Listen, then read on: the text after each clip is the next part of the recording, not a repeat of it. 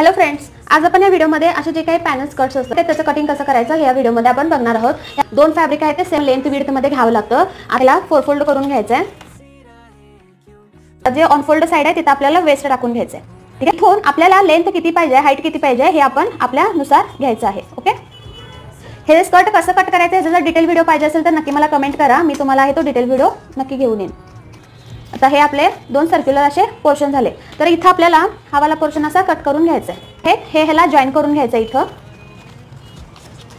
बघा, हा एवढा मोठा सर्कल झाला। फॉर एक्झाम्पल लहान मुलींच्यासाठी जर तुम्ही बनवणार असाल तर त्यांची 22 इंच एवढी जर वेस्ट असेल प्लस मार्जिन आहे ते 1 इंच किंवा 2 इंच आहे ते ऍड करू शकता। आता समजा मला इथं 24 आणायचा आहे, तर तो हा होल सर्कल जो आहे तो वेस्ट नुसार आपल्याला 24 एवढा आणायचा आहे। त्यांना असे प्लीट्स पाडायचे।